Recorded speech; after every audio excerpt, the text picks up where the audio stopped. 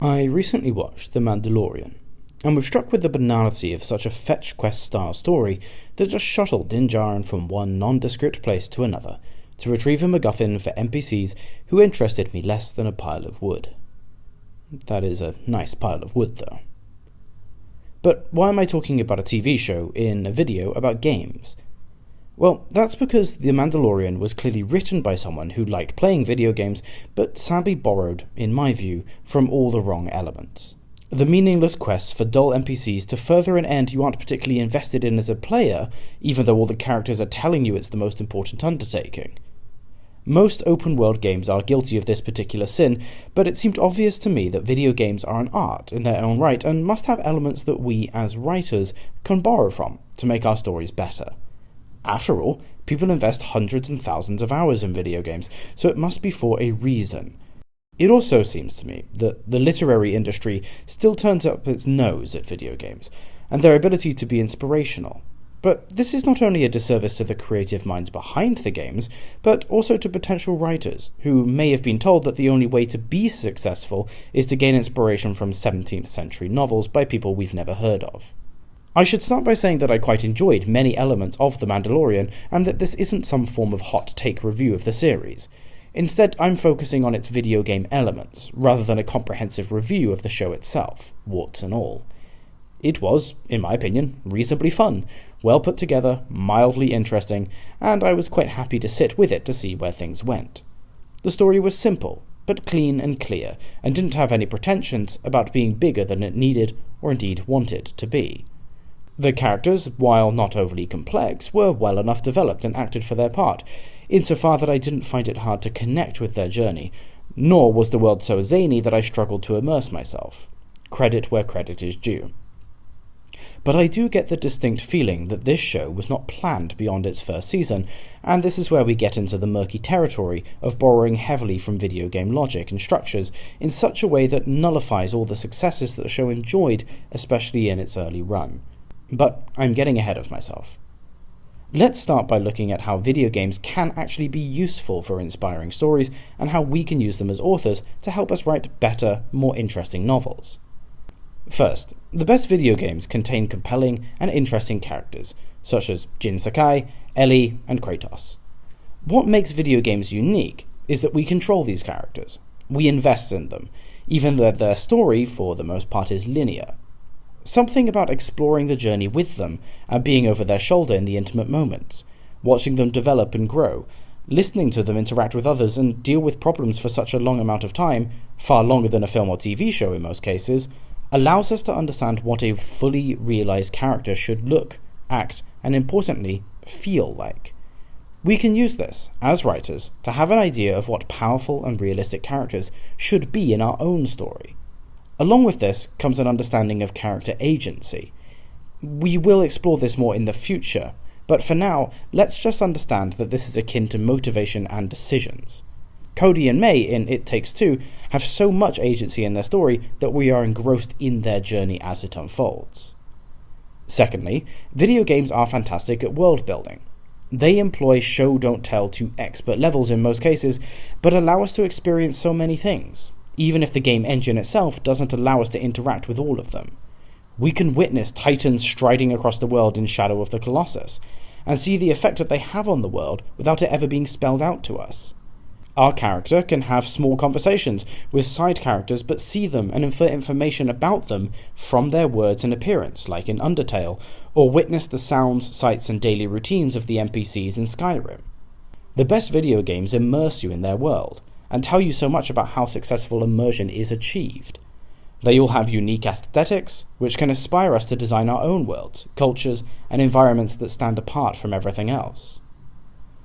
Thirdly, the stories told in video games are often deeply compelling, even philosophical and gut-wrenching.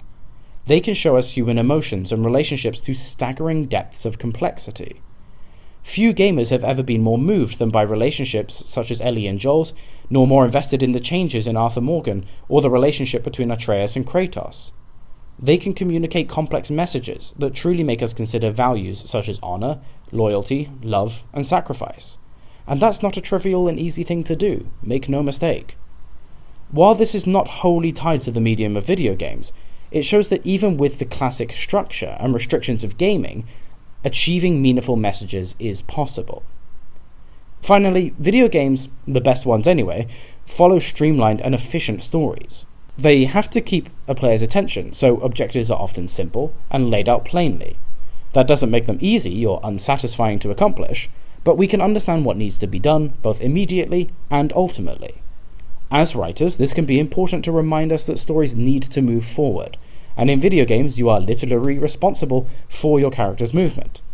Having these clear objectives allow us to more logically incorporate twists, subversions, red herrings, and cliffhangers, as well as provide more opportunities to raise stakes and give chances for growth. The steps must be efficient too. We can't have stories shuttling back and forth between the same locations. Things must advance.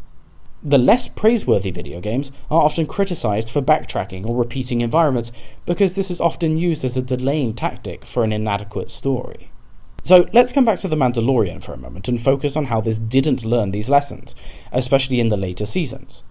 The characters are, by and large, not interesting or compelling enough beyond the first season. Once their principal objectives have been achieved, they fail to grow into their new positions. Instead, they become merely placeholders and one-dimensional, showing off the same old tricks with very little new, other than cosmetics. They provide very little to the story, and many of the newer side characters introduced in the latter seasons overstay their welcome a little bit too much, and could be stripped out entirely to allow our main characters more chance to develop. The world building is fine, but not fully utilised, considering almost all the episodes take place in similar locales and cultures. Instead, the world building feels more like keys to distract a child from the fire in the writing room. It's fine to look at, good even, and does some of the heavy lifting, superficially at least, but does not do enough to justify the rest, and isn't enough to improve the show by itself, just as pretty graphics aren't everything to serious gamers. As for the relationships, well, they started well enough. Grogu and Din Djarin worked well, and the dynamic of older protector, younger protectee is tried and tested, see God of War or The Last of Us. This gave the show a safe platform to develop from, but clearly it is not enough to sustain more than one season by itself. As such, later seasons focus on meaningless relationships with tertiary characters, and fail to explore the central relationship further. I suspect mostly because they didn't know how. They even risk that core dynamic by separating and reuniting the two main characters seemingly at random. Video games have plenty of side characters for sure, but they don't follow us around for the whole story and become integral unless they are very richly detailed and important to the narrative. The Mandalorian's characters are not. Again, let's be fair, many of the characters are colourful and fun, but there are few who leave lasting impressions, and if they do, it is often at the expense of the main character. Finally, it is obvious that the story doesn't know what it's trying to do. Is this a bounty hunter show like the first season? Is it a soul searcher like the second or third? We don't really have an idea. There is no final overarching goal, like destroying Alduin or stopping the Wild Hunt. Thus, there's no chance for a satisfying payoff, just fetch quests until the artwork rolls. The show seems to have forgotten that all good video games have ultimate objectives, and that fetch quests, while they can be interesting at times, attempt to serve that ultimate narrative. In the third season of the show particularly, we have lots of pointless backtracking and journeying between places rather than going in a straight-line journey through them. It feels like a grind. This wasn't as apparent in the first two seasons, and those, therefore, felt less like bad video games and more like actual entertainment. So, coming back to video games, because honestly I'd prefer to be more positive, let's look at a few more of the unique elements in video games that could help inspire us to be better writers. Almost any action you undertake in a video game allows you to grow that character, level up, obtain an item, etc. Side quests and exploration are the classics here. There is constant payoff in good video games. The best ones, anyway, very rarely waste time, because they understand that time is precious to the player, and attention spans are low if things aren't progressing. Every side quest Aloy goes on adds to the world, her inventory, her knowledge and her skills as a warrior. Wasting time on a side quest that gives terrible rewards or doesn't teach us anything useful for later are the most infuriating for most players. Keep this in mind in your own story, and ask whether the tangent is going to enhance the story by building the character, raising the stakes, or moving the narrative forward, or whether the new characters and subplots actually contribute, or are simply there to pad out the book length. Video game stories all generally follow the classic monomyth arc too, whilst also having protagonists go through all the necessary steps of a story. Joel is called to adventure, he has a mentor, he runs the gauntlet, descends into the belly of the whale, fights the dragon, saves Ellie, and returns to something normal, having grown but also suffered, been far from perfect, sacrificed, had clear motivations, been challenged, been likeable, been weak and needed help. There are countless examples of this, and they give us great lessons in why story structure is so useful, because we can live that journey with them, taking each step and pushing them on. Video games allow you to experience the hero's journey on a more visceral level, by letting you immerse yourself in the world with the character, experience some of the trials that they go through, and have a more empathetic understanding of how to utilize that in your own story. It would be remiss of me not to mention that video games have fantastic dialogue that we can learn from too.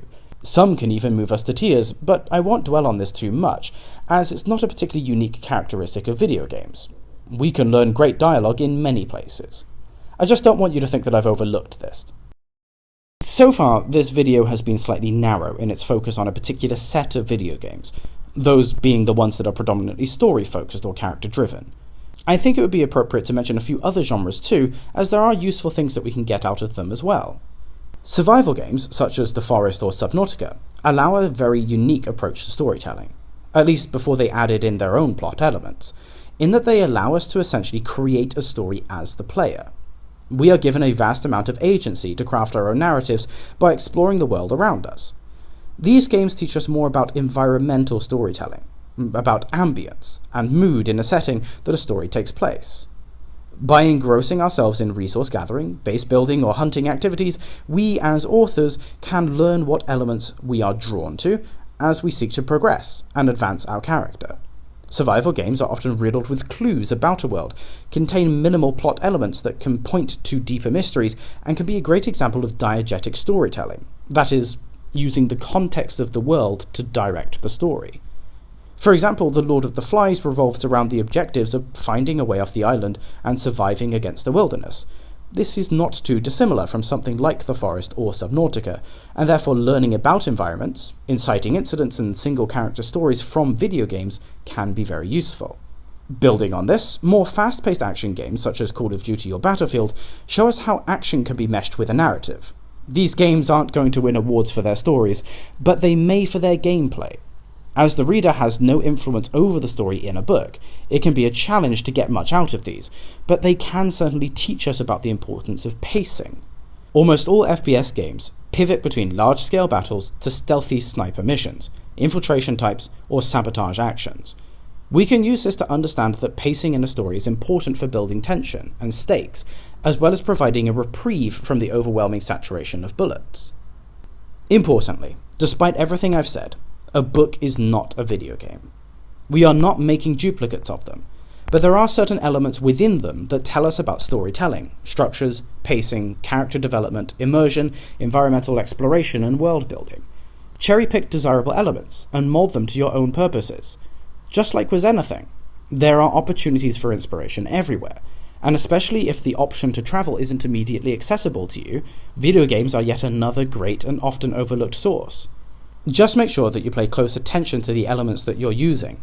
So instead of making something that's fetch quest ridden and devoid of character, you make something beautiful. I've been thinking about this point, and until now, I've never really been too sure about how to articulate it clearly. Until now, that is. What I'm talking about is the habit for films, TVs, and books to make the scale of certain elements bigger for the simple sake of shock and awe. On one hand, there is a perfectly reasonable explanation for doing this.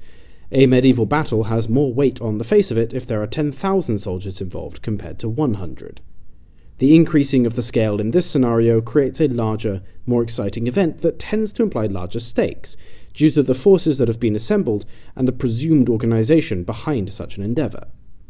It's the reason why the battle at Helm's Deep is arguably more exciting than the battle at the Falls of the Rauros. However, it could also be argued that the fight at the Tower of Joy was more interesting than the Battle of Winterfell, despite the noticeably larger scale. That's because there's a little more nuance to this than meets the eye. The central issue with thinking bigger is better is that increasing the scale of something by so much diminishes the actions of our principal actors. It makes the world less realistic and believable. It disengages the narrative to prioritize spectacle over story. To borrow an example that Soviet Womble made in his video where he discussed a similar issue, in Star Wars, the original films show us the Empire dedicating galaxy-wide resources from their huge area of control to build the Death Star. It is highlighted explicitly how much effort, secrecy, and time was invested into this work, and in a universe as large as this, we can believe that such a weapon could exist, and could only be built by an organization as large as the Empire.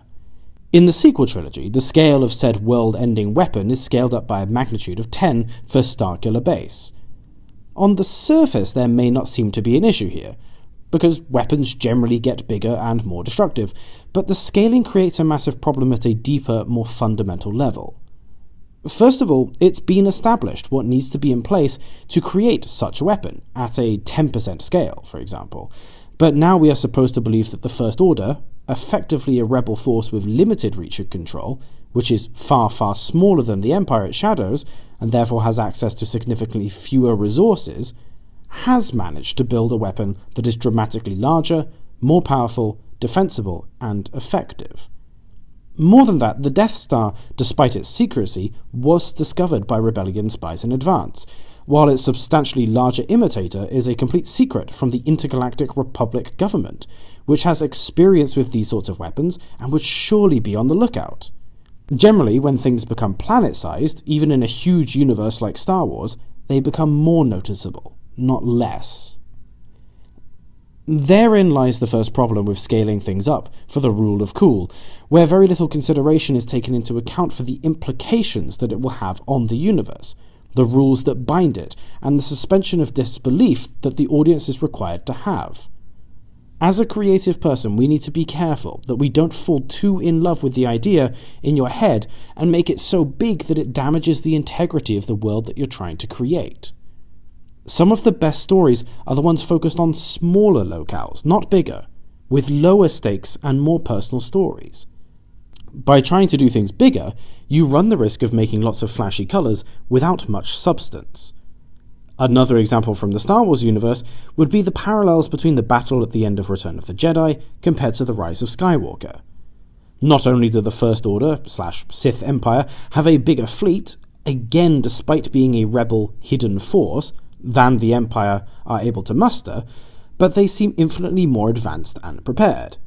We as the audience are supposed to believe this enormous fleet could just exist without any proof as to how, unlike the Empire, which is established, again, as a galaxy-spanning force with almost infinite resources. This issue of scale is then compounded when the Resistance fleet inexplicably turns up out of nowhere, and the CGI slogfest begins in earnest. Again, compare the scale. The Battle of Endor is an intimate affair. The scale is reasonable. The Rebel fleet are, well, rebels, and their fleet is scaled accordingly. It places far more emphasis on the actions of our characters, and is there to serve a plot purpose, distracting the Empire fleet while the rebels on Endor do their work. In The Rise of Skywalker, the scale of the battle is so large that it's incomprehensible. It makes for a fun trailer shot, sure, but the substance is severely lacking to the point where the battle isn't even needed beyond spectacle. Rey's actions alone solve most of the problems, and she arrives and is dealing with most of the issues before the Resistance fleet even rocks up. Let's contrast this with a good use of scale in the Lord of the Rings film trilogy. The battles across the three films get increasingly larger, with each subsequent film, but they never, or very rarely, drift into the unbelievable. The first film's battles, if you can call them that, are intensely close-quarters, small-scale skirmishes that serve to introduce us to the relative scales of the forces in this world. It is established that the enemies in this universe are almost always going to possess a numerical advantage, but lack the quality of the Free Peoples. The scale of the environment, on the other hand, is huge. Sweeping mountains, rivers, and forests allow us to feel the true size of the world, and thus allow more room and scope for interactions to grow. This becomes apparent in the second film, where the armies, cities, and landscapes expand once more. However, this is all done within a believable context. Rohan is a kingdom, and therefore able to field significant forces.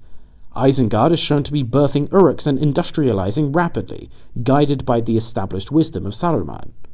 The settlements of Edoras, Helm's Deep, and Isengard are not so large as to be ridiculous, but are very much still grounded in a sense of reality. By the third film, the scale increases again, with the city of Minas Tirith and the size of Mordor's army. Once more, the size increases are not laughable, as much as this has been established beforehand, explained through dialogue, and shown to us as the audience. Gondor has been at war for decades. They have had centuries of building their settlements and their power base. Mordor has been preparing for its offensive for years, striking only when it's ready.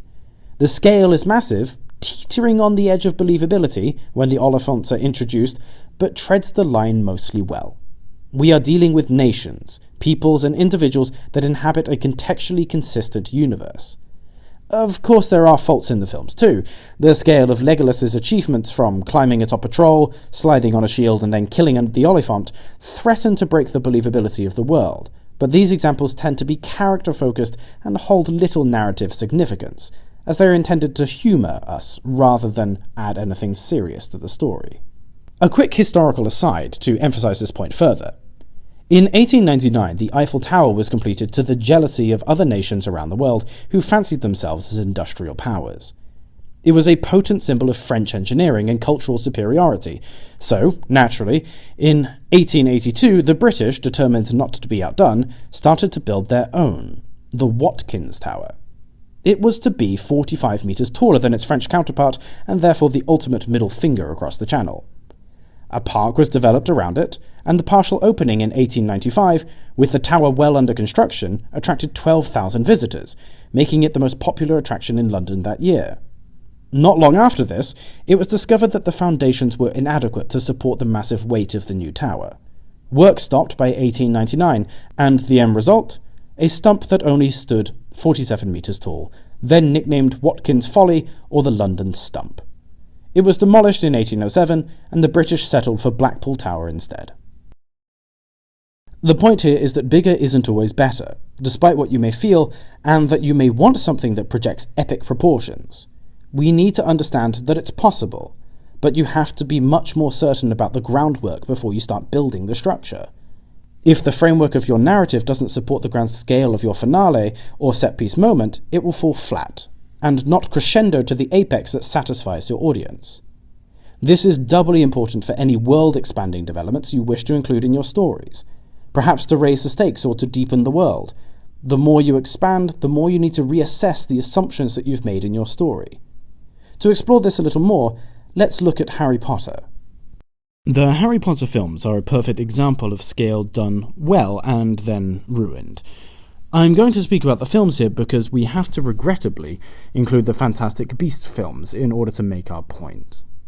The original 8 films, and 7 books for that matter, are great examples of measured increase in scale, just like The Lord of the Rings. The Philosopher's Stone is very much focused on establishing a hidden world of witches and wizards that exists secretly behind our own Muggle realm. It takes careful steps to show how this is possible, with invisible gateways, magical access routes, and clever Muggle deception. Make note of this because it becomes important later. The first story scale is relatively limited to Hogwarts and its grounds, and Diagon Alley and the associated businesses. Everything feels close and cozy. We are also given our first introduction to the antagonist in this part, though not too much that we lose our curiosity. The magical elements here are also entirely functional to the point of being gimmicky. Their scale is limited to things like unlocking doors, flying broomsticks, self-stirring cauldrons, and levitating feathers. The second film, The Chamber of Secrets, starts to expand the world and magical issues. We are introduced to expanded concepts such as house elves, flying cars, and more monstrous creatures such as giant spiders, phoenixes, and basilisks. More confrontational elements of the magic are introduced, such as dueling, petrification, memory wiping, possession, and polyjuice potions. The scale is increasing, but not unreasonably. The Prisoner of Azkaban is where scaling starts to speed up, as we're introduced to the Ministry of Magic, magical prisons, further creatures, Dementors, and Patronuses. We also learn more about the Wizarding War, Voldemort's fall from power, and Harry's parents. the scale starts to get a little bit out of hand with things such as the time turner being introduced, which does threaten to derail many aspects of the story. Luckily, this is reined in and conveniently forgotten completely about in subsequent stories. The Goblet of Fire gives us the World Cup, Death Eaters, the Triwizard Cup. We learn about wizarding legal systems, binding contracts, dragons, and other magical schools. The world is expanding, the scale is increasing, but it is managing to navigate the path relatively well of this world still being hidden and a secret one, though those seams are starting to stretch. Order of the Phoenix introduces us to the eponymous group, but is rather restrained in its world-building scale. We get some expansion of the political and judicial systems, as well as the magical elements being more fleshed out, but overall this is a return to a more intimate story. The Half-Blood Prince expands things more, with Disapparition, Horcruxes, Liquid Luck, Voldemort's past, Inferi, and the creation of different spells such as Septa Sempra. The final films open the world up considerably more, and start fumbling the secrecy concept that made Harry Potter so magical and believable, as they start destroying Muggle infrastructure, establishing that the Muggle world and the magic world are actually in touch with one another. The adventures for the first time start moving outside of Hogwarts and into the wider world, and this does make the scale less distinct and clear as fights erupt in Muggle cafes and dragons fly over London. The limits of the magic in the hidden world start to creak. Ultimately, however, this doesn't massively affect the story, nor the believability, as the previous 6 entries have scaled up the world well. Then we get to Fantastic Beasts, where bigger is better is taken to heart. The world explodes with expansion. The Harry Potter films went to great lengths to establish this magical universe as being hidden from the Muggan world. In their efforts to make the world feel bigger in Fantastic Beasts, this concept is shattered, and with it our investment in the believability of the world that has been established. In the latter films, it is shown that the Muggles are more than aware of the magic world, and even take steps to expose it further. The magic is larger and far more destructive. The magical governments are far more intimately linked with the non-magical counterparts. The wizards and witches of the world operate completely openly in the Muddle world, performing magic without any establishment or secrecy. The films introduce a huge roster of new creatures that are increasingly unlikely to have been known about by the Muggles. Much of this is explained away by them being invisible or some such nonsense. A lazy contrivance compared with the effort that the Harry Potter films put into showing how the magical world stays hidden. The main issue with these new films is that they become bloated and hard to follow and inconsistent with the world that we already know. We lose the intimate nature of the Harry Potter films, and the tone of these films is replaced with a myriad of ideas and themes that are hard to track and are not fully developed. When they increase the scale, mostly for the spectacle and due to the lack of originality, it hurt the universe and the enjoyment because it wasn't contextually consistent with everything we had learned from the 8 films up to this point. We need to remember that the Fantastic Beasts films are set before the Harry Potter films, and therefore by making their scale so large, it undermines what has already been established in the originals. Of course, all of this doesn't mean that you can't scale things up. Of course you can. Game of Thrones, The Lord of the Rings, and the Harry Potter films, and so many others show that you can successfully increase the size of your story elements or set pieces, but you have to be confident that the foundations you're building on are solid, and that any scaling is consistent with the world you've created, and the structures you've established that will be required to support it. You can approach this task by asking yourself 5 questions when you're considering scaling up your work. Number 1, ask if the foundation of your story is strong enough to support it, while also remaining logically consistent and in line with the rules and world you've established. Number 2, ask yourself if you've foreshadowed and planted enough hints so that the scale feels integrated and natural in the story world without jarring the audience and their expectations. Number 3, you need to check if the scaling is consistent within the behaviors, actions, and decisions of your characters. Number 4, you need to consider the consequences of the scaling going forward. Does it set unsustainable precedents, create plot holes or contradictions with other things that you've written?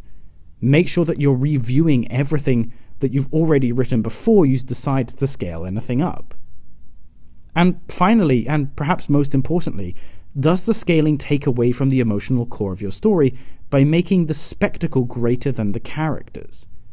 Remember that stories are all about characters and their journeys. It's not about the spectacle. When you make things so big, it undermines the agency of your characters. If you can confidently answer these questions, then scaling may be possible in your story.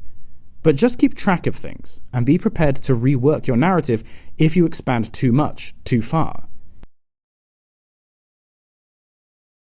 The concept of using history to find inspiring and interesting stories shouldn't be too complicated of one to understand. History is filled with almost every single type of story, from adventure and action to romance and drama. You have at your fingertips a rich, diverse, and interesting tapestry of true tales that can help inspire your own story. It's obvious then that you have a near limitless resource of stories, tales, characters, events, actions, and interconnected stories that can all be extremely useful to you as a writer when designing and creating your own story. Today, I want to go over a little bit on how you can use history and how you should use it appropriately when you're trying to find more inspiration and more ideas for your own work. I recently read the account of Sir Robert Rollo Giuseppe, known as the bravest man to wear a red coat, and was stunned that his life hadn't been adapted into a novel or a film already. In brief, the man was a quintessential British archetype of the colonial era. Gave up a spot at Cambridge to join the army and a lust for adventure. He married his sweetheart, took part in duels, shipwrecked in the Caribbean, won battles, killed 6 intruders who broke into his house at night, negotiated with and was reportedly greatly respected by Toussaint Louverture during the Haitian Revolution, met the King of England, went on foot to Java and India, avoiding pirates and healing Arab chiefs to escape slavery on the way. He then took part in multiple wars, arresting sultans, suppressing rebellions, and killing tigers that threatened his men. Sir Robert was ultimately killed by the Nepalese, who were so impressed with his bravery that it laid the foundation for the Gurkhas volunteering to have a regiment within the British Army that still exists now. The point I'm making here isn't necessarily to glorify what Sir Robert did, but more to show that in history we have some fantastic and compelling stories that are hardly believable in today's modern world. In his account, we can see one person doing so many things that we couldn't possibly dream of in the modern world. While we may not directly use Sir Robert's stories, what a story such as this does allow us to do is to interpret and take elements from that can then be useful in our own. More than that, it can show us how many elements we can include in a story, how many fantastical things can happen to one character and the story still be not only believable, but real. And this is real. This did really happen. Sir Robert's escapades are well documented. They show us how we can apply a single character to multiple situations, how that character can grow over a journey that spans the entire world. That's really exciting, and as a writer, whether you agree or disagree with any of historical actions that Sir Robert took, we can still see the growth of character and the adventures that one person can go on in a single lifetime. This gives us an enormous amount of range that we can put our characters through, the trials that they could experience and the adventures that they could go on themselves. Even branching off the same figure, in Sir Robert, we can find interesting and equally compelling characters, such as Toussaint Louverture, and his life where he was born into slavery, unable to read or earn his own freedom. It turned out that he had actually been freed previously, but no one had told him, so he started his own plantation, along with owning his own slaves, in order to climb the social ladder with wealth. As rebellion simmered in Haiti, Louverture became an increasingly prominent figure on the island and amongst the African-descended population. Inspired by the French Revolution, Louverture played the Spanish and the French against one another to build his own influence and the case of independence for Haiti. His influence grew to such an extent that he was able to undermine French rule, get the abolition of slavery, and eventually negotiated the withdrawal of the later British occupation of Port-au-Prince. Louverture was ultimately arrested by the returning French and died in prison. But his story is a complex and nuanced one that gives us yet another fantastic example of a deeply interesting and nuanced and complex character. Something that history does extraordinarily well, as long as we're willing to put in the honest work for it, is give us rich, detailed, complex, but contextualized characters that can challenge our modern perspectives.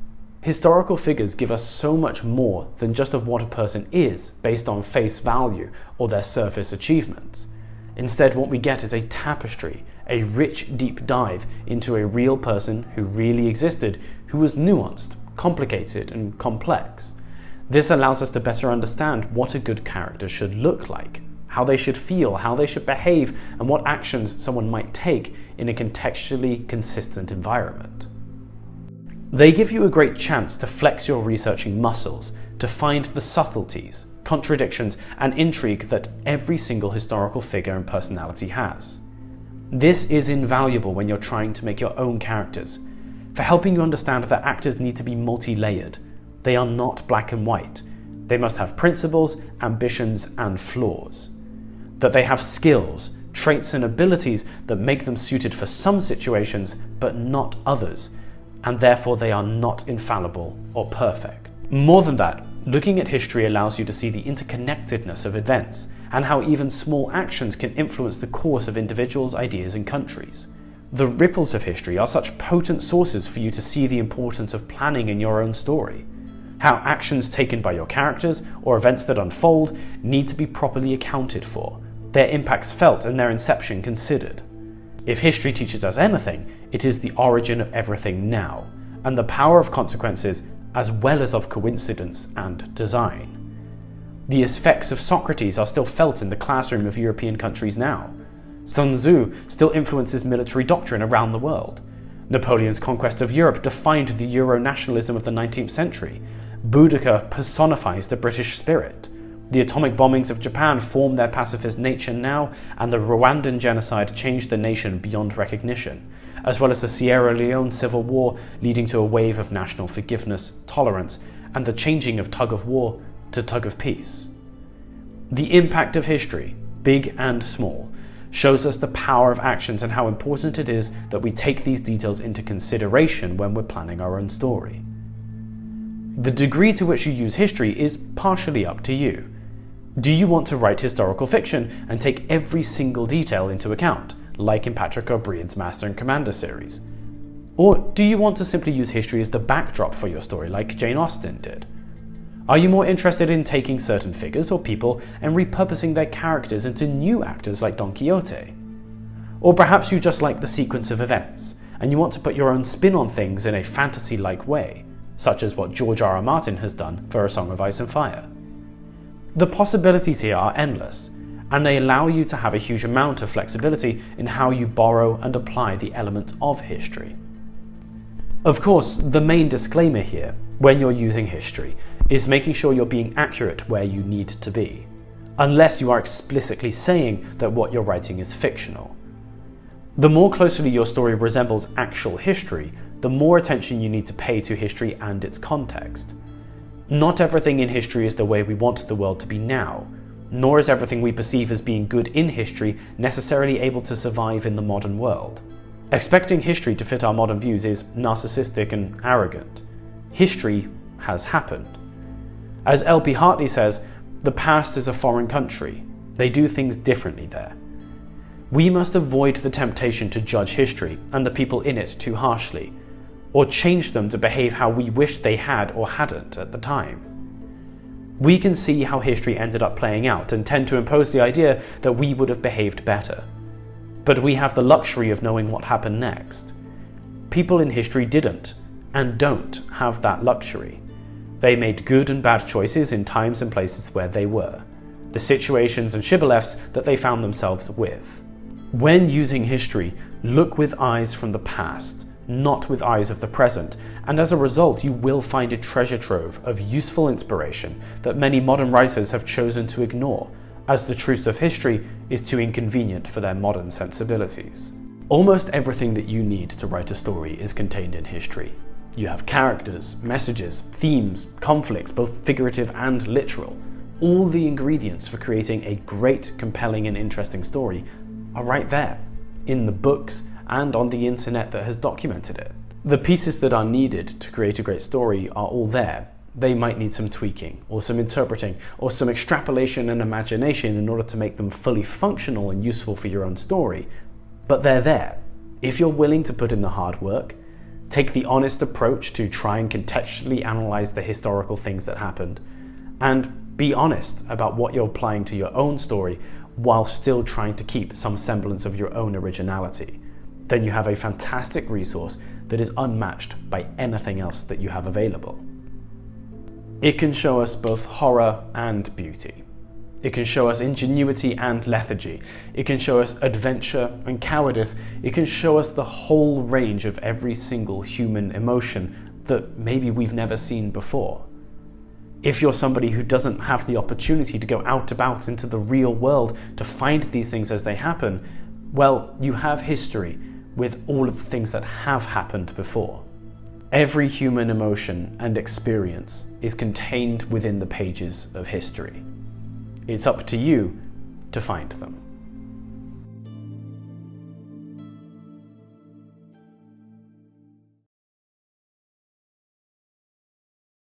It may seem obvious, but poetry can be a wonderful source of inspiration and creative learning for anybody attempting to write a novel. While the disciplines are distinct, in the same way script writing and book writing are different, poetry is still a very valuable tool in your creative arsenal, and today I want to explore that idea in a little more detail. I've recently started reading and listening to more poetry. I can't really attest to where that interest has come from, but what I can say is that my appreciation for the thing that I hated studying at secondary school has certainly emerged. Something about the crafting of a poem, its structure and various schema, show a real mastery of language use when done well. The nuances, subtle allusions, and themes at play in each one demonstrate a remarkable ability to distill an essence from an idea into something imaginative and thought-provoking. In this video, some poetry will be read, but I won't be analysing each one, as this is not my strength. However, I will look at certain elements we can use to make our own writing better. If you want a breakdown of each, there are many wonderful people around the world who I'm sure will be happy to do that for you. Poetry, first and foremost, is generally a great exercise in efficient writing, in show don't tell. Poems allow us to convey complex feelings and ideas in short, thoughtful passages that compel the reader to consider the deeper and more abstract meanings. Philip Larkin's High Window has a number of lines that show this perfectly. Here is Douglas Murray reading said poem. When I see a couple of kids and guess he's fucking her and she's taking pills or wearing a diaphragm, I know this is paradise. Everyone old has dreamed of all their lives. Bonds and gestures pushed to one side like an outdated combine harvester, and everyone young going down the long slide to happiness endlessly. I wonder if anyone looked at me 40 years back and thought, that'll be the life, no God anymore, or sweating in the dark about hell and that, or having to hide what you think of the priest. He and his lot will all go down the long slide like free bloody birds. And immediately, rather than words, comes the thought of high windows, the sun-comprehending glass, and beyond it the deep blue air that shows nothing and is nowhere and is endless. The lines in that reading that really catch my attention are right at the end there. Rather than words come the thought of high windows, the sun-comprehending glass, and beyond it the deep blue air that shows nothing and is nowhere and is endless. These lines demonstrate so fully how much depth and emotion we can communicate in so few words.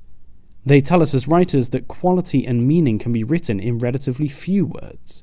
Framing concepts such as peacefulness in age, social changes, and the loss of innocence through metaphor and example, rather than direct speech, exposition, or narration, gives us a far more satisfying outcome as the reader. It makes us think more about the words we use, the sentences we construct, and the reaction we want our audience to have. Rather than, the glass sparkled in the sunlight, we can follow Larkin and say, the sun-comprehending glass, which is more efficient, more effective, and more original. To take this idea to the extreme, Japanese haikus show us how to encapsulate concepts with absolute efficiency. While they may not be the most useful for novel writing due to their very short length, haikus show us that you don't need to write pages to express clear and succinct ideas. Basho's most famous haiku is a great example of this. furu ike ya kawazu tobikomu mizu no oto. What poems such as this can do is capture singular moments, ideas, feelings, or events, and show them in new and thoughtful ways that allow us to write more efficiently and to engage our audience in a more interesting direction. The extent to which we can do this is limited due to the extended narrative nature of a book, but that doesn't mean we can't learn a thing or two. Poems also tend to show us great case studies of how to communicate a theme effectively without being too brash or overbearing with it. They can help us show and describe things which we may explain too obviously or in a way that has been done 1,000 times before. Poems tend to be subtler in nature, to trigger imagination and abstract thinking, and so they are great things that we can learn from in order to make our own themes or ideas less overbearing when we're trying to integrate them into our story. Take William Henley's poem, for example, Invictus, read here by Morgan Freeman.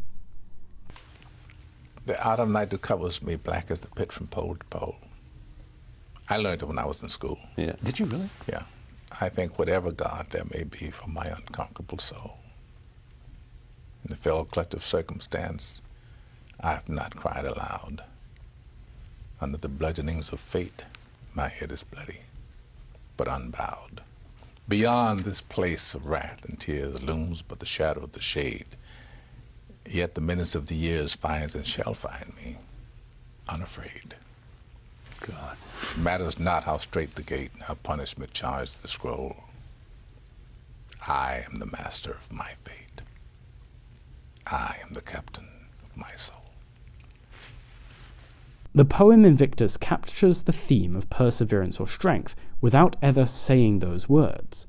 Instead, like High Windows, it uses fantastic imagery and metaphors to share this idea. What poems like this do so well that we can learn is how to create connections between concepts and words that may not automatically be assumed. Expressions like, "Under the bludgeonings of chance my head is bloody, but unbowed," or "From this place of wrath and tears looms but the horror of the shade." These are fantastic examples of language mastery to truly stir the imagination and emotion of our reader. New phrases that they've never heard constructed before, but that communicate an unmistakable message of hardship and suffering that we can automatically understand. We don't think about chance being personified to bludgeon us, but we can imagine it doing so when told. Similarly, we don't think of the shade being full of horror, yet we can think of it in such a way within this context. Familiarizing yourself with poetry allows you to gain a further flexibility to be experimental with the language that you use to write your book, to find more unconventional and original ways to express the feelings of your characters or the theme of your story. All of this is very useful for helping your work stand apart and say something new. As for descriptions, well, Basho's earlier haiku was a great example of how to turn something ordinary into something beautiful that sticks in the mind of our reader. Like Invictus, poems can give us new ways to see everyday things. They can take concepts that have assumed importance or understanding and reveal them to us in a new light. For example, most of us know that losing is a crucial element in growing as a person, that we need to fail in order to learn and improve as we go forward. We could describe that concept in an ordinary way, as I've just done, if we wanted to. Or we could look at poetry by people such as Khalil Gibran to explain that idea in a more interesting and nuanced way. Defeat, my bold companion. You shall hear my songs and my cries and my silences. And none but you shall speak to me of the beating of wings and urging of seas, and of mountains that burn in the night. And you alone shall climb my steep and rocky soul. Defeat, my deathless courage. You and I shall laugh together with the storm, and together we shall dig graves for all that die in us. And we shall stand in the sun with a will.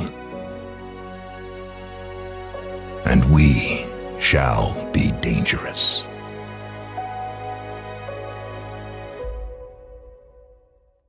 Again, the imagery that we get here is so excellent. Hearing songs, cries, and silences, or mountains burning at night, are such vivid ways of explaining the sentiment here, and lines such as being trapped by withering laurels or standing in the sun with a will are such excellent and brilliant ways to show the theme that Gibran is expressing here. The point of all of this is not to say that knowing poetry will turn you into a great writer, but that the disciplines share lots of common ground, and familiarizing yourself with the techniques and strengths of poetry will certainly enhance your writing by allowing you to be more creative, expressive, imaginative, and original in the way you describe things, play on your theme, or share moments with your reader. Poetry is varied across cultures, and there are thousands of examples out there that all pivot on the same theme in different ways. Exposing yourself to poems will give you a greater appreciation for language use, and the vast potential that you have in your own story to tell something in a thought-provoking and engaging way, even if the topic or content isn't the most original. Deus Ex Machina, or God in the Machine, refers to the literary and storytelling device where an unexpected, artificial, and often improbable solution to a problem is introduced in a story. This solution typically comes out of the blue and resolves a previously seemingly unsolvable or dire situation. The term has its origins in ancient Greek and Roman theatre, where actors portraying gods would be lowered onto the stage using mechanical devices, the machine, to intervene in the plot and bring about a resolution. More commonly, this phenomena is referred to as luck. Anytime a character figures something out miraculously, or where characters just so happen to reach the same place at the same time, despite nothing showing us how that came about, we can see the invisible work of divine intervention forcing these events. Luck forms a crutch for bad writing, where threads have become complicated, and the writer is now trying to bring things together or resolve things without putting in the effort to untangle the web they've made. The issue with Deus Ex Machina, or luck, is that they often lack the foreshadowing necessary to justify their inclusion. The solutions or problems appear without any prior hints or foreshadowing in the story, and their abrupt introduction can rob our characters of agency, as divine intervention renders any hard work they've done moot. It also hurts the reader experience, by disrupting our suspension of disbelief, as the internal consistency and logic of the world must be bent in order to integrate the luck. This also reduces the emotional investment of our reader, as there will be a diminished sense that the characters have actually earned their victory or defeat, and any point on from here feels hollow, preventing the readers connecting at a deeper level. Now, the extent to which you actually think luck exists in the world is up to you, but we can't deny that positive or negative coincidences do happen, and there are many occurrences that people would consider lucky. You may consider some things lucky, or everything simply being a result of good decisions made before you that gave you the space to believe in luck. Whatever you do believe, if this is something natural in the world, or at least we can agree coincidences are, how can we show it in our story, without looking like we're forcing the pieces together and playing God? So when having something that could be considered fortuitous happen to our character, like Indiana Jones not falling to his death in The Last Crusade when he falls through the floor, we need to make sure we balance this with skill and effort and established traits of the character. Indy is shown to be exceptionally strong, dexterous, and putting in a lot of effort up to this point in the story, so having a grain of luck almost feels earned. It doesn't pull us out of the story because we understand that he isn't successful simply because of luck, but because he has tried hard, learned, and needed just a touch of luck to get over the line. Sprinkling luck in this fashion on already powerful character elements can be used to raise the tension and stakes too, which is never a bad thing. Luck can also be included in the story if there are consequences as well, mostly bad but sometimes good. It's often said that heroes cannot be lucky in a good story, but the villain can. This is because when the villain luckily finds out some nugget of information that leads them to intercept or foil our hero's plans, it can feel like a challenge for our protagonists and can often teach them to be more careful in the future and learn from their mistakes. This also builds the intimidation of our villains. Hannibal Lecter certainly receives some luck to the level that we would consider to be unrealistic, But instead of taking away from the story, it serves to empower Clarice Starling to solve the murders as she realizes the scale and power of her adversary. Too much of this, of course, can diminish the story. Jürgen Wohler's impossible ability to transport to the hero's location, despite being shown in multiple situations to lack the capacity or knowledge to do so, undermines the story in The Dial of Destiny and makes it feel like our heroes are being rather overly lucky as they are competing against the buffoon of an antagonist. We can also use luck as the triggering incident, and then explore its effects and moral dilemmas that can be produced.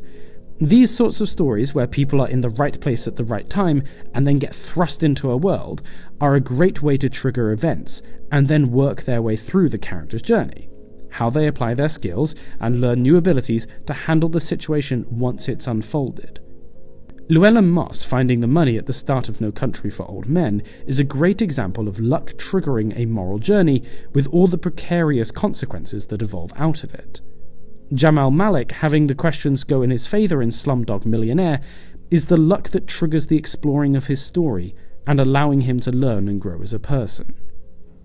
Luck is present in most stories, especially as inciting incidents, but the more complex your story grows and the more webs you weave, the more careful you need to be about giving in to the temptation of intervening against the logic and established traits of your characters.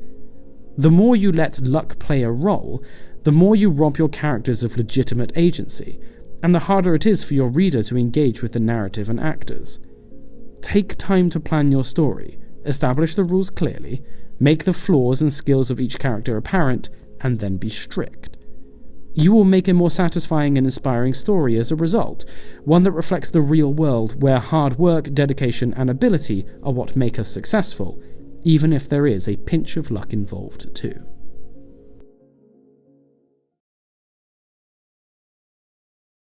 There is something very human about being curious about what goes on inside our own head and those of others. To have a fundamental idea of what makes people tick, the different personality types that exist and what characterizes them, how traits manifest in actions and the consequences of certain pathologies take hold. Whatever your wheelhouse is, most of us have a rudimentary interest in psychology, so that we can get a better understanding of how to take control of our lives and why people act in certain ways around us when we just don't comprehend why they do what they do. Some of us probably have some exposure to psychology to varying degrees, whether that is light videos from Psych2Go or following pop psychologists like Jordan Peterson. Perhaps you have an understanding of Freud or have delved deeper into chimpanzee psychology with Duvall, played with Piaget, studied behavior with Skinner, or maybe even looked at the archetypical and mythological depths of the psyche with Jung. Whatever your expertise in the field of psychology, if you're wanting to write convincing characters, it is useful to know how and why people behave as they do, or at least have a reasonable understanding of such. You obviously don't need to be a psychologist to write a book. There are thousands of successful authors who are not psychologists, but having some knowledge about the human psyche can be very useful for planning your characters. The reason for this is that it allows you to know what makes different characters tick, to know how they are going to react in certain situations, and this allows you to make more consistent and logical decisions for them. Most characters are not real. They are figments of our imagination or amalgamations of things that we've seen in the real world, and as such you need to distinguish them from one another and make sure that they stand apart. This becomes even more important if the story you're writing has elements of psychology built in. If, for example, you're writing about serial killers, it'll be important to know the psychological theories surrounding such individuals, as well as the stresses and impacts that such investigations can take on the police officers. It may be enough to lean on certain cliches of a genre, like detectives drinking to deal with the stress of their job, as most of these will be built on some grain of truth, but you risk having your Psychology 101 understanding come across as generic. Not every psychopath has mummy issues, and not every detective smokes. If you want to make your crime thriller stand out, it may be worth investing a little deeper into the weeds and bucking the generic trends that plague each and every genre with a more accurate and theory-influenced writing around the psychology that exists. More than avoiding cliches, understanding some psychological principles can help you craft really interesting, deep and intriguing characters that can suck your reader into the world. By crafting more realistic actors whose behaviors and reactions are based on something more scientific, you will make a story more interesting. Each interaction between characters will be more of a challenge to write, yes, but will make it far more intriguing to read. In the speech pattern video, we discussed using unique speech to help overcome the tendency to use one voice for all your characters, and having a host of characters with a range of psychological profile also helps to give variety to your story.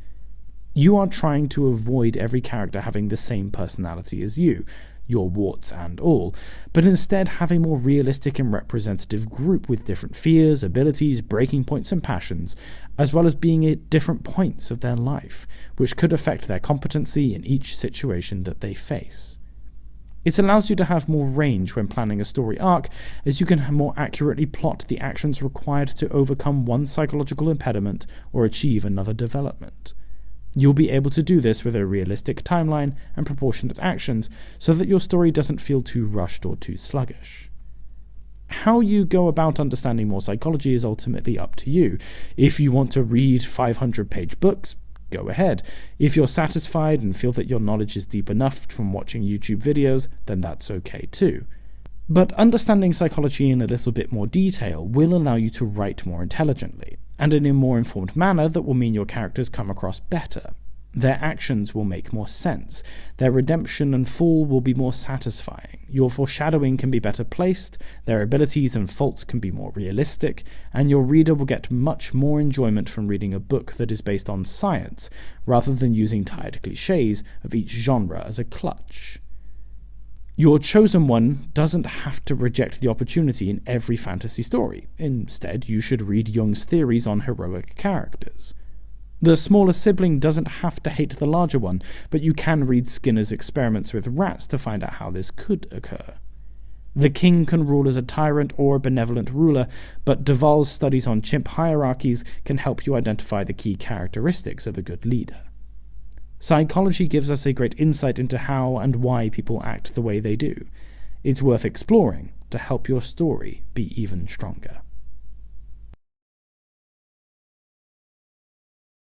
Last week I spoke at length on character deconstruction, but today I wanted to address a similar albeit shorter point, which is the deconstruction of objects. And by objects I am being vague and simply meaning anything that isn't a character.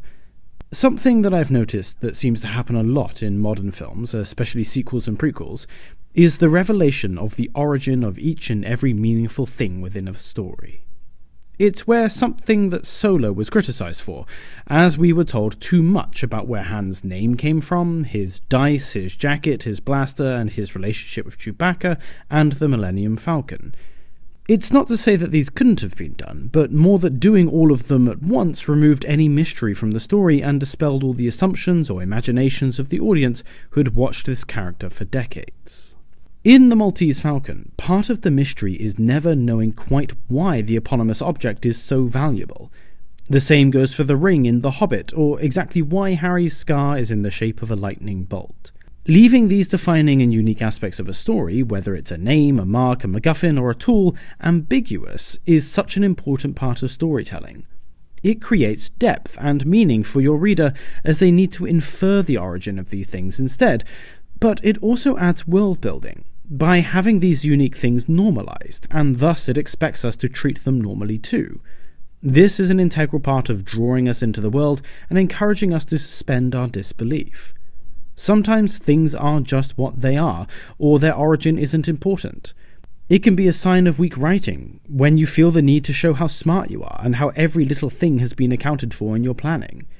It's almost a desperation to appeal to nostalgia in lieu of strong stories or characters, in the case of Star Wars, to create subversion or ideological ends to make up for creative deficiencies in the Rings of Power, or simply a lack of confidence in where to go with the story and how to develop the characters more fully, as we can see in the Fantastic Beasts spin-off. Just like with character deconstruction, there is a place for revelation and origin exploration of objects, names, or any other things. In my own book, Sandra is exploring the origin of her painting, and that serves a central arc of the story. The ring is transformed from something minor but magical in The Hobbit to becoming the centerpiece MacGuffin of the later trilogy, along with Sting and Bilbo's mithril vest.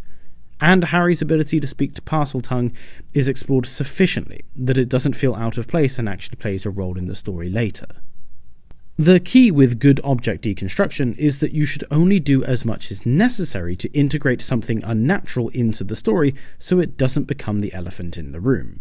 The more unusual the object or the greater its influence on the story, the more you need to spend time helping your reader or audience understand why it is there in the first place. This is why the dice and blaster exploration in Solo were so unnecessary. They have no bearing on the story, and their existence is explained by the world they exist in. The xenomorphs in Alien require zero explanation for their existence because the setting of the story allows them to slot in without issue, as extraterrestrials are very much an expectation in a sci-fi film, especially one called Alien. The Predator in the film of the same name needs a little more explanation, but not much. Its presence is a mystery, and the film tells the story and its characteristics intuitively, such as showing us the spaceship at the start and some of its habits and behaviours, so we have enough information to imply meaning.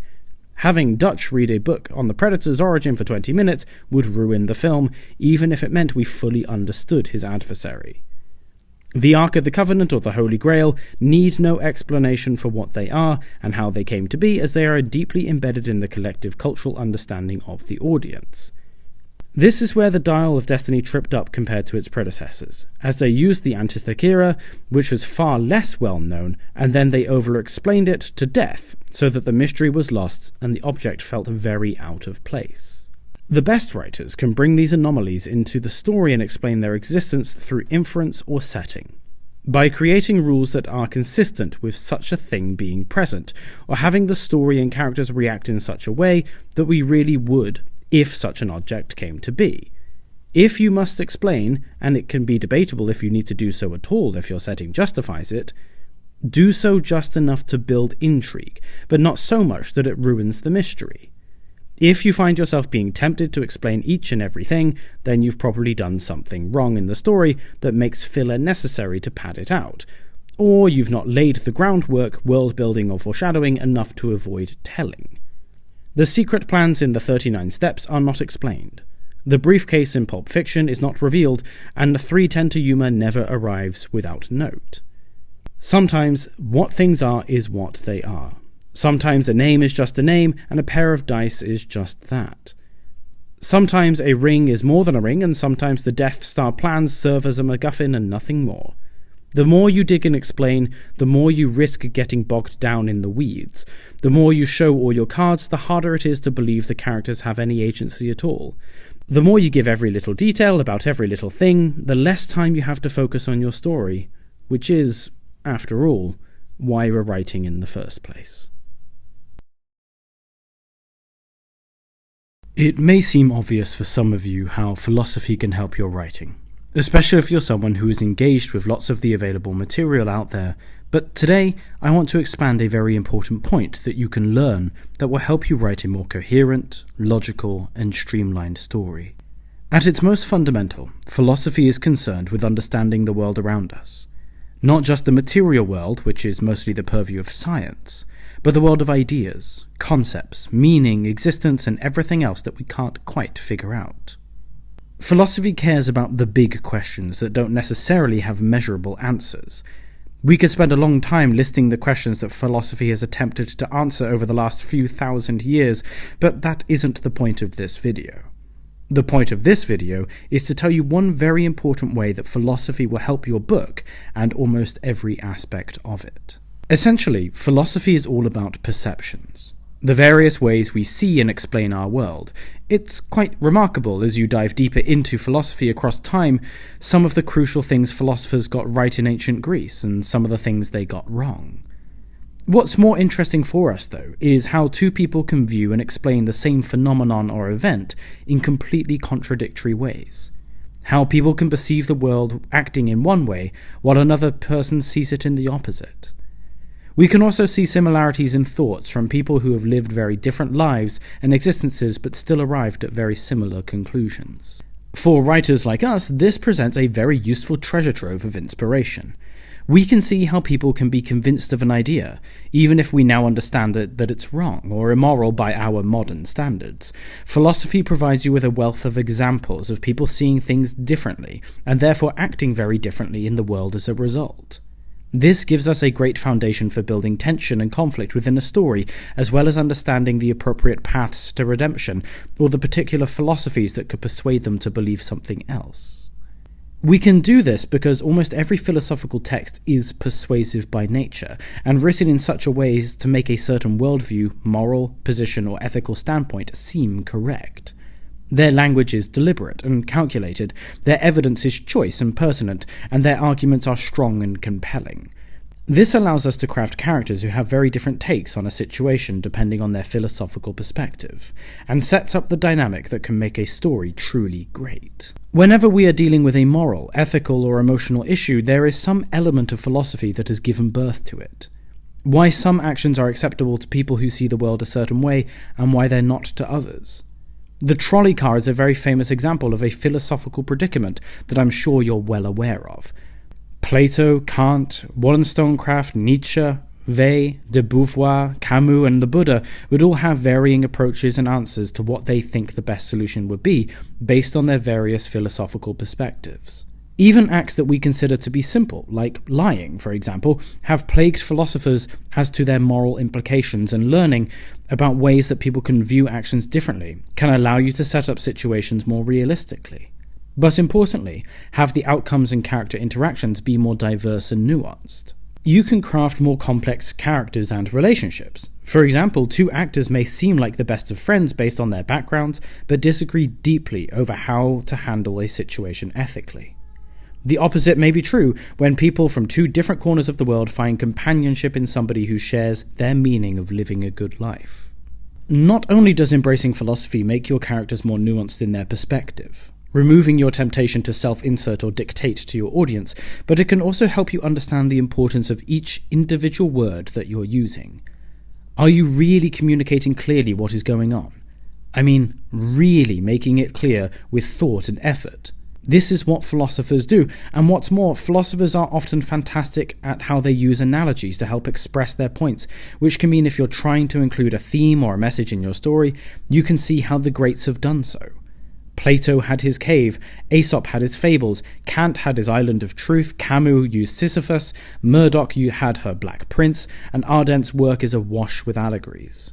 We've talked before about being careful with allegories, but if you are intending to write something allegorical, then philosophers really are the experts that we can learn a lot from to explain a perspective or concept. This may all sound a little bit overwhelming, pretentious, and a lot of hard work for marginal gains in the areas of nuance and clarity, but at the end of the day, this is a competitive industry, where fractional percentages can make every difference. Your book is unlikely to be criticized for having more philosophical depth than less. Can you afford to take the chance of not having more fundamental underpinnings in your story from people who dedicated their lives to answering those questions? That's up to you.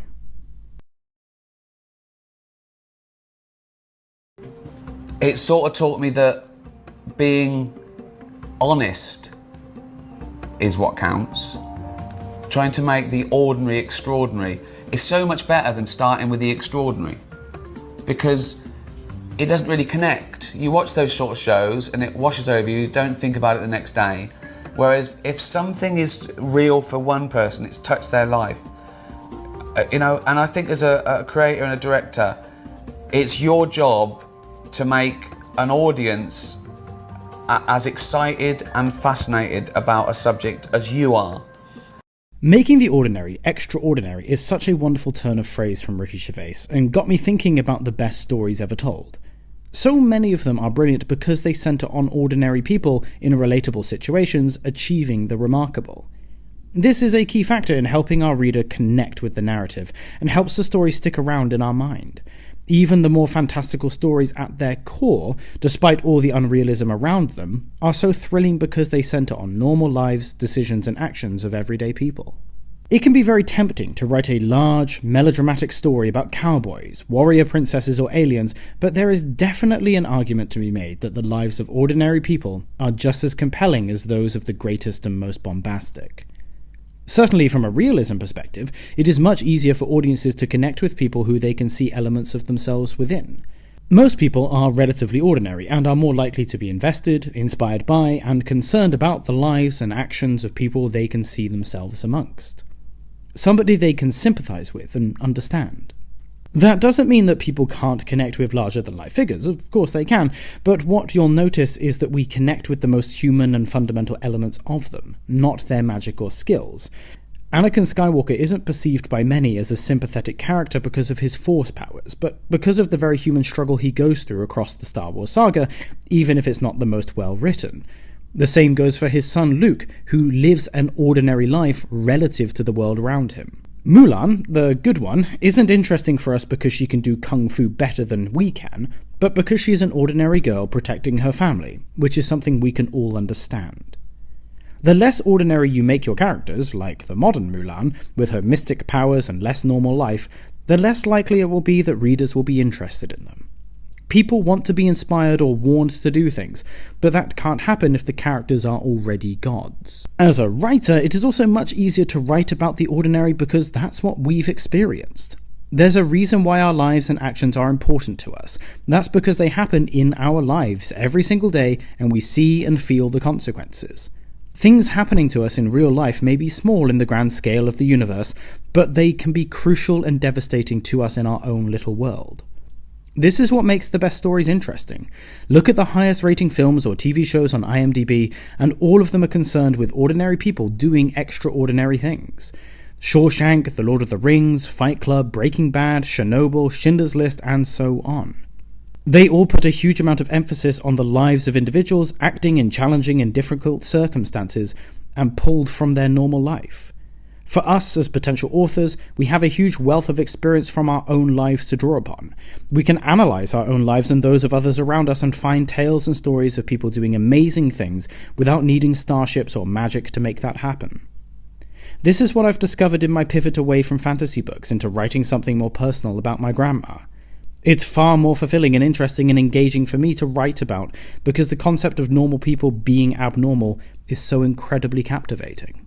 That doesn't mean you can't write about fantasy, or sci-fi, or anything else that necessitates a fictional setting. Of course you can. But the heart of your tale should be on the ordinary. In fact, putting ordinary and relatable people in unknown situations and having them act as we may act can be very interesting and exciting. You just have to make sure that your world doesn't overtake your characters, and the grounded reality of the ordinary doesn't give way to unrelatable scale. Your life and the lives of people are just as fascinating as dragons and aliens because they're real. They actually happened. The emotions, the consequences are vivid and unmistakable. You can use the most accessible resource that exists: yourself.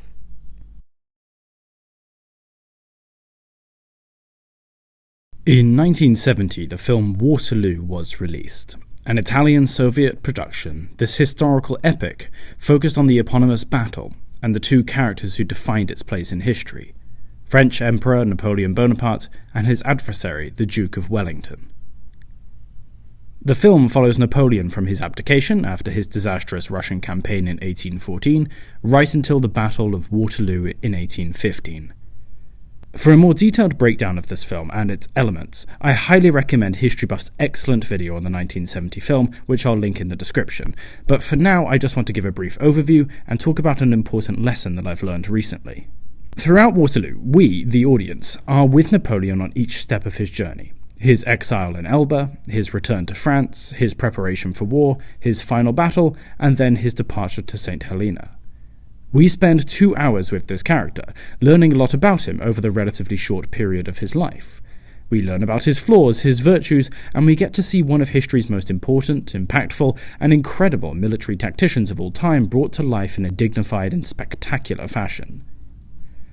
What I admire most about this film is that it avoids the temptation to do too much. After all, Napoleon and Wellington to some degree are massively documented and commented on figures.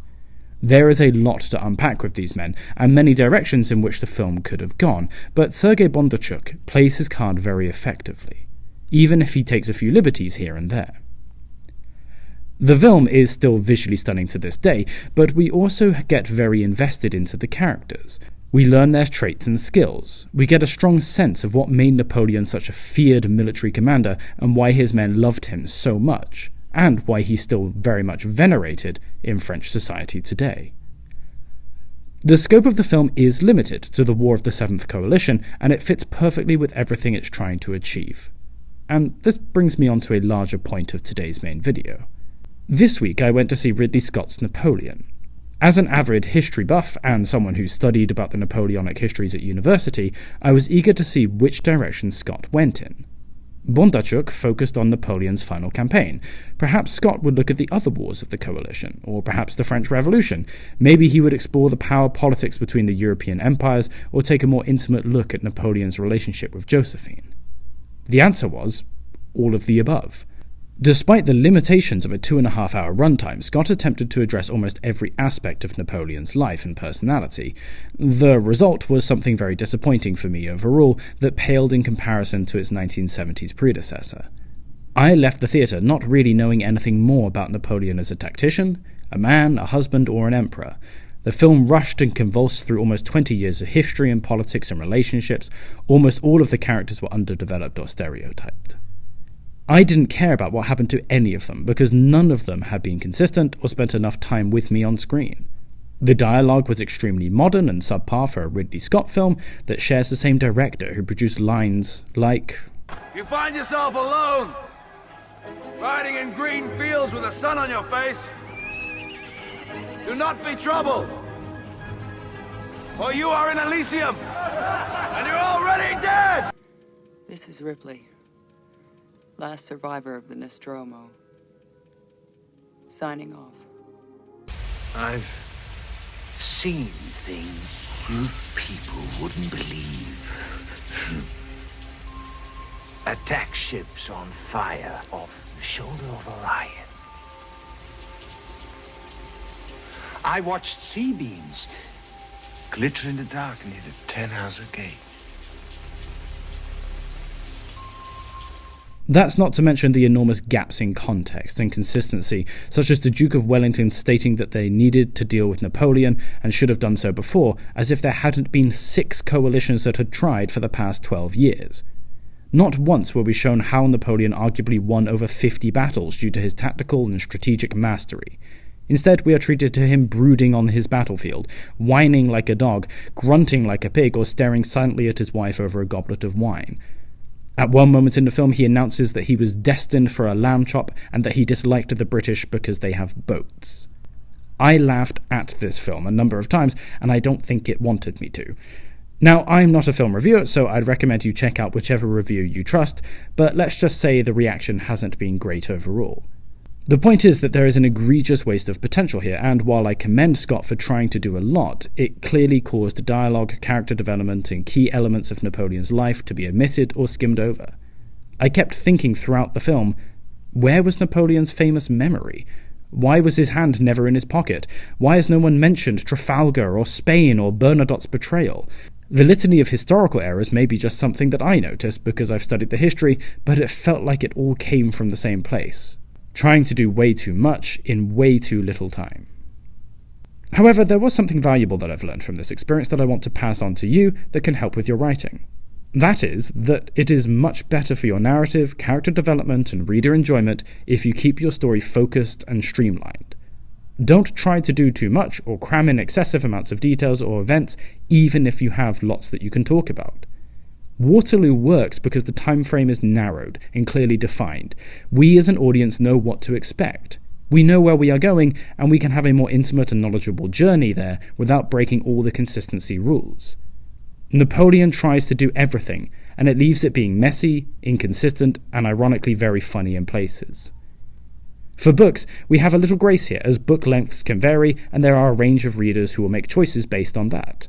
However, once they get into the story, you can't just lurch from event to event, skip important details, or be cavalier with your story just because you want to cram in as many things as possible. It doesn't matter how big the book is, the story must fit inside it tightly and neatly, or the experience is unsatisfying and disappointing for your reader. Napoleon would have worked much better as a trilogy or a miniseries so that we could have actually had some time to let events and characters breathe and develop organically. Waterloo has a lot of tension in the build-up to the battle because we are seeing all the preparation. The odds are made explicit, the stakes are high, and the entire film has led to the event that most of us know how it will end.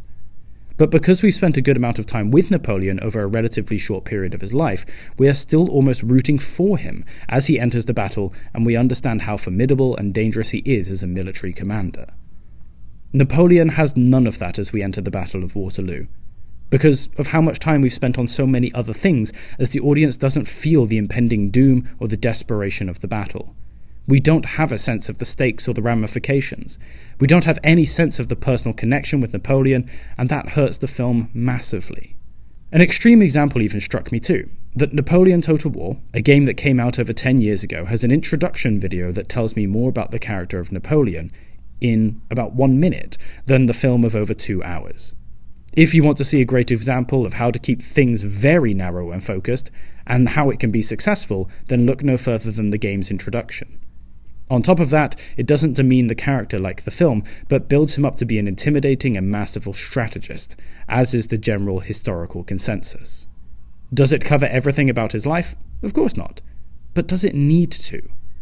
You don't have to use everything that's available to you to make a good story and a hooking narrative. Just use what is needed to tell a narrative that is clear and interesting. Keep things defined and focused, and your story and your readers will thank you for it. Now they say nothing. They fear me, like a force of nature, a dealer in thunder and death. I say, I am Napoleon. I am Emperor.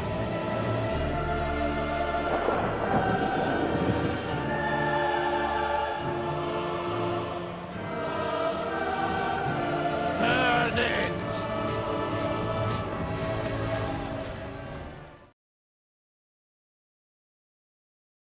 Entering the village, I had seen little of interest. As in most villages, everything was hidden behind high, blank courtyard walls. There were no squares, gardens, or restaurants. The only public place was the mosque, and in Sunni areas villagers wouldn't let me enter a mosque. Now, as I walked in the dusk, I noticed how the mud varied from coarse, dove-grey bricks to pink, waxy plaster on the walls, the path and the canal banks. Towers and domes were silhouetted against the darkening, cloud-troubled sky.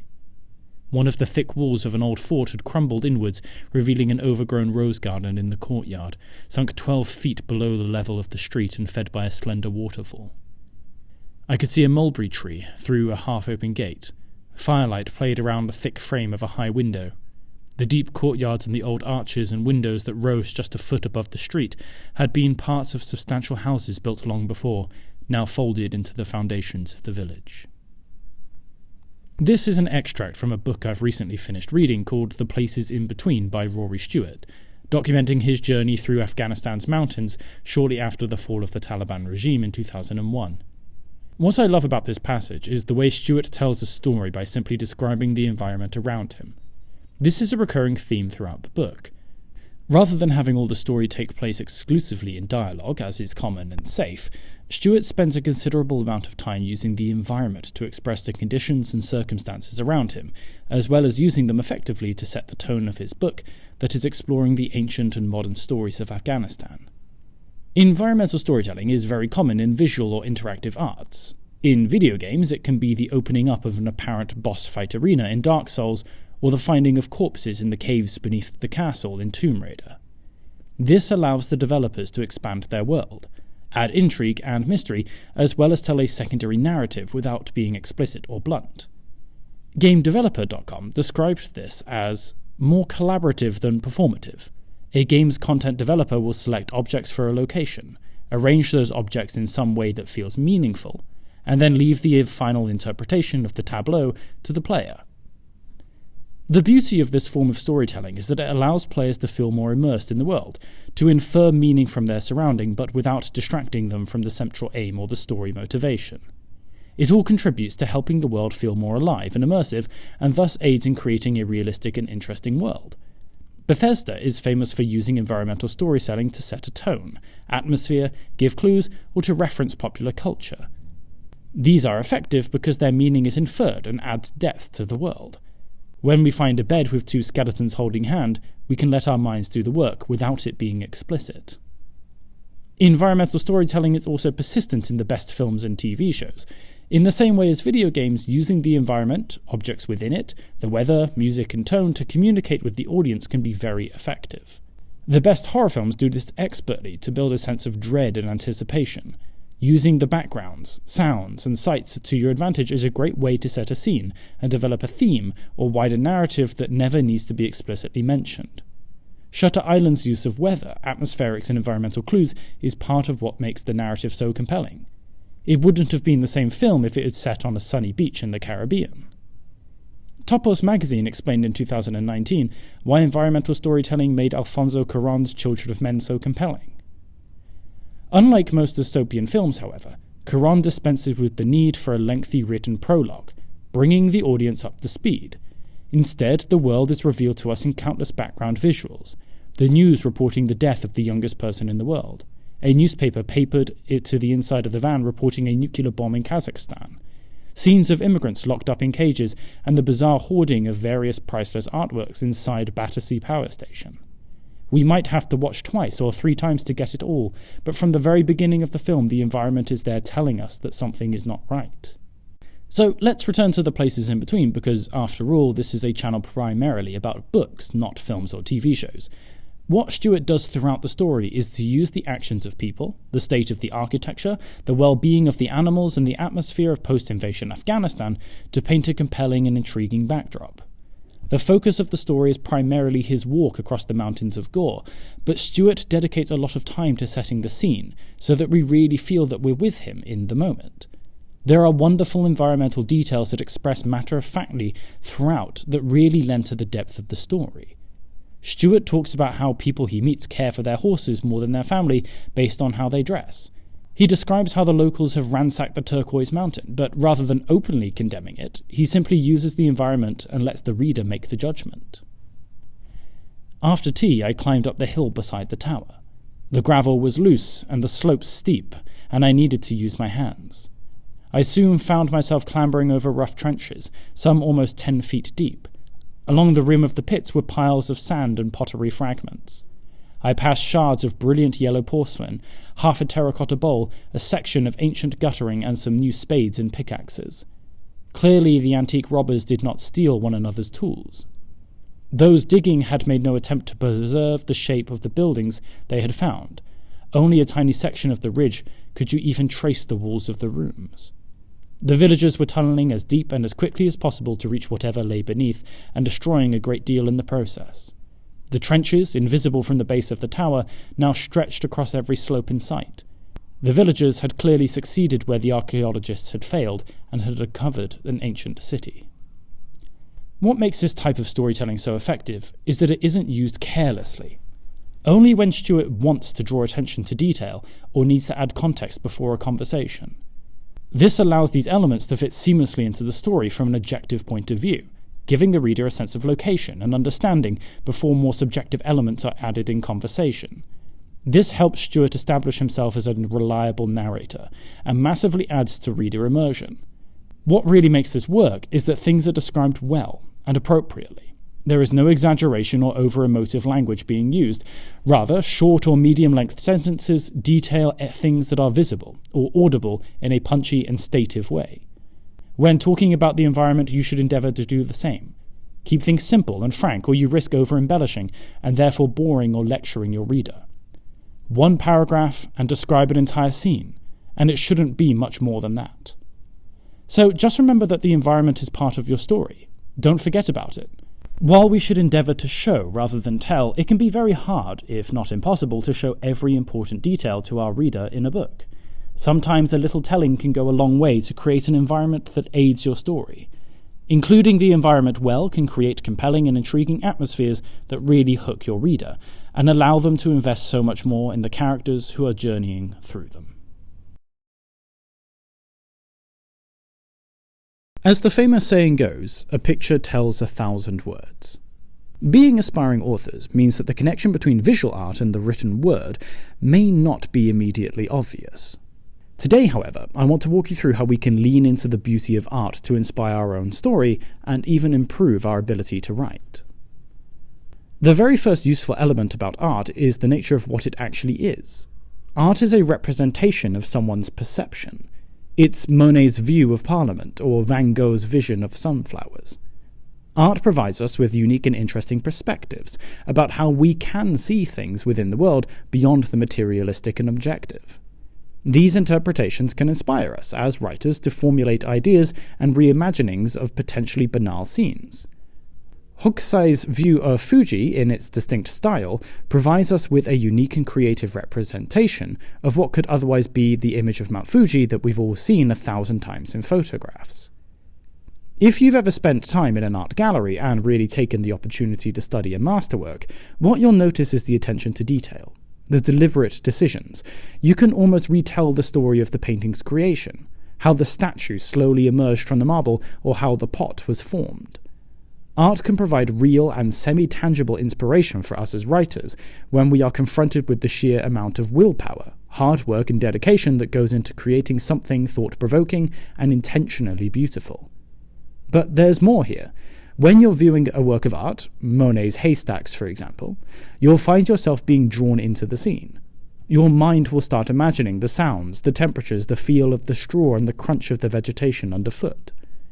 This internal narrative that you'll start to construct is quite difficult to imagine without a visual inspiration in front of you.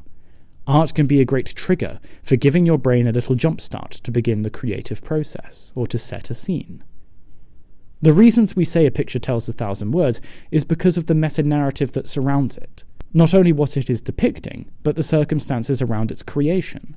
When we look at a piece of art, these narratives begin to form, and even though we may not actually be able to describe them in 1,000 words, the concepts, emotions, and imaginations that run through our heads can certainly total that much and more. So how can this help us improve our writing? Sure, we can be inspired by and have our creativity pushed into action, but that doesn't help us pen more compelling sentences or detailed narratives. Well, I've discovered a little exercise that does. Similar to the previous storytelling video where we discussed environmental storytelling, art provides a great opportunity to flex our writing muscles a little more. An exercise that I've been trying out recently has been to describe works of art. Are these the world's best descriptions? Certainly not. But do they help me understand how to capture the magic of certain scenes or depictions? Well, I think so. You don't even have to write 1,000 words, not even 100, but the process of trying to bring something visual into the written world has been a very beneficial exercise for me that has certainly helped when trying to edit my story to be more streamlined and efficient with its descriptions, rather than waffling or rambling on to give an overall poor description by the end anyway. So take a little time to appreciate and be inspired by art. Let your mind wander into concepts and imaginings that allow you to improve your skill set, and take the time to try and put what you see in front of you into words that do justice to the masterpieces you admire. In the past, we've looked at how fairy tales can act as great inspiration for your writing, how tapping into these oral stories allows you to better understand the stories that really grip us and last for generations. But there are also stories that last even longer than those, stretching back thousands of years into the collective subconscious of most people. Stories that share patterns across cultures, pass symbolism through time, and help us truly understand the most complex and abstract parts of being human. If this sounds a little bit heavy, well, it should. All stories are essentially some sort of reflection of the human experience and an attempt to help people make a little bit more sense of the world and societies around them. The best stories help us navigate the world, teach us valuable lessons, and communicate something intrinsically human to us through the medium of storytelling. After all, humans are narrative-focused creatures. We are constantly drawn to hero myths, whether that's Hercules or the Marvels. We like to see those grand narratives of good versus evil play out. It's a huge reason for the popularity of superhero movies, whether we know it or not. As this is so important, it's therefore quite useful to understand the oldest of these stories that still exist thousands of years later after their conception and can still inspire us as much as the most modern tale. When we read ancient stories of mythologies like the escapades of Odysseus in ancient Greece or Queen Himiko from ancient Japan, we get a glimpse into the mindset and interests of the people of the time. This can be very valuable for knowing if we're writing a historical book, but what if we're writing something set now? How can these stories help us? Simply, they help because they are incredibly deep works of art. Despite how simple they may seem to us compared to the complex narratives we get in modern times, ancient stories and mythologies all served deeper purposes. The fact is that because ancient people had a more primordial scientific understanding of the world, they used stories to explain all the phenomena and the feelings that they weren't necessarily able to express articulately, either because they lacked the linguistic complexity to frame them, or because they didn't have the resources to discover them. In modern times, we understand the theoretical, practical, and symbolic importance of eyes as symbols of seeing, perception, and wisdom. We can explain this fact with intricacy and detail. Ancient people knew this too, but expressed it through story to convey the same meaning. Look at ancient Hindu, Egyptian, or Mesoamerican architecture to see that this symbol has existed for thousands of years and was expressed through narrative rather than description. Ancient people saw the threats in snakes across all cultures. They knew the value of knowledge and gold. They understood the role of the hero and which sort of monster would terrify us most. These people were closer to living mythological lives than we were, and fought with the very demons and dragons that we watch on screens now.